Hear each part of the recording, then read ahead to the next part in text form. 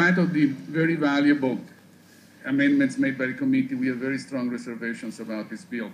As the Honourable Mufamadi indicated, this bill has been passed, is about to be passed in a rush or in a short time. That is to comply with what has become an international standard.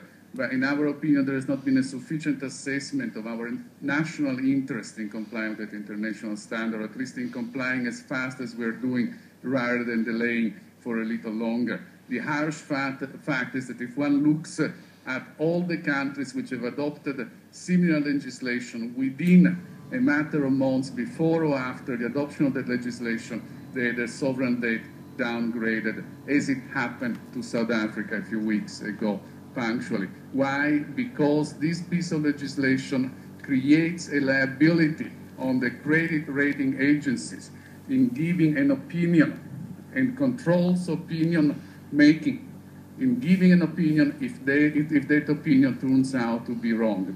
They are liable at the corporate level. Therefore, forces credit rating agencies to be conservative. What has not been adjusted on the other side of the equation is the extensive regulation which requires regulated investment agencies and funds to only purchase AAA paper. So we have a situation in which the one bill forces the downgrading, while the existing legislation maintains a standard which will become increasingly more difficult for both institutional and private investors to meet.